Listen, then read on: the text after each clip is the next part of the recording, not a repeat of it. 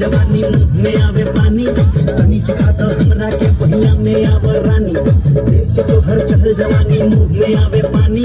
तनी चिखा तो हमरा के पहिया में आवे रानी मन करेला की करी हम तोहार पूरिया